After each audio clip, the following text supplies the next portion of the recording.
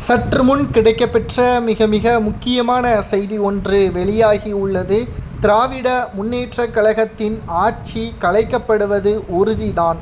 2026 சட்டமன்ற தேர்தல் நடைபெறுவதற்கு இன்னும் 12 மாதங்கள் தான் இருக்கிறது.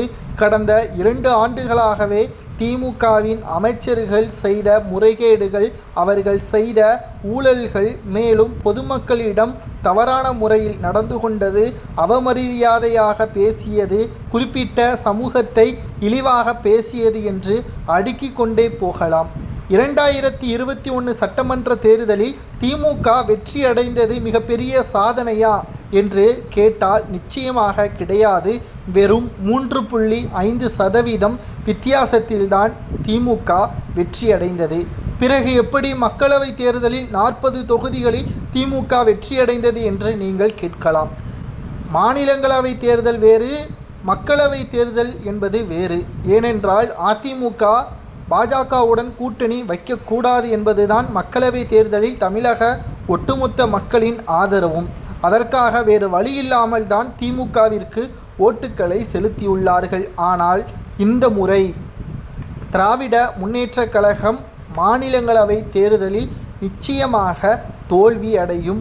சட்டசபை தேர்தலில் தோல்வி அடையும் என்று எப்படி நீங்கள் கூறுகிறீர்கள் என்று கேட்கலாம்.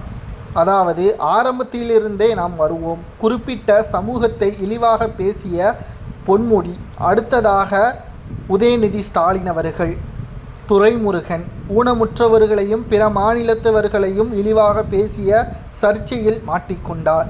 அடுத்து சொத்து குவிப்பு வழக்கு, சட்டத்திற்கு விரோதமாக பணப்பரிவர்த்தனை என்றும், அதிமுகவிலிருந்து திமுகவிற்கு வந்தவுடன் தொகுதியை கொடுத்து வெற்றியடைய வைத்து கஜானா வரக்கூடிய மிக முக்கியமான இலாக்காவான மின்சாரம் மற்றும் மதுவிலக்கு ஆயத்தீர்வுத்துறையை கொடுத்து அழகு பார்த்தார் ஸ்டாலின் அவர்கள். ஆனால் ஒரு காலத்தில் கரூரில் மேடை போட்டு செந்தில் பாலாஜி இருப்பதிலேயே அயோக்கியர் என்றால் அது செந்தில் பாலாஜி தான், திருடர்களின் கூடார தலைவன் செந்தில் பாலாஜி தான் என்று மேடை போட்டு பேசியவர் ஸ்டாலின் அவர்கள்.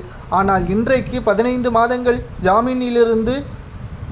சிறையிலிருந்து ஜாமீனில் வந்தவருக்கு கிட்டத்தட்ட அமைதிக்காகவும் பெருந்தன்மையாகவும் தியாகி என்று அன்போடு அழைத்தார். 2 நாட்களில் அமைச்சராகவும் பொறுப்பேற்க வைத்தார் ஸ்டாலின் அவர்கள். மக்கள் இவருக்கு ஓட்டுக்களை செலுத்தியதற்கு காரணம் சொன்ன 545 வாக்குறுதிகள் தான். அது நிறைவேற்றப்பட்டு விட்டதா? இவர்கள் என்னவும் செய்துவிட வேண்டும். ஆனால் மக்களின் சொன்ன வாக்குறுதியை நிறைவேற்றியிருந்தால் நிச்சயம் வெற்றியடைந்திருக்கலாம். ஆனால் சொன்ன வாக்குறுதியை காப்பாற்றவில்லை என்ற காரணத்தினால் திமுக ஆட்சி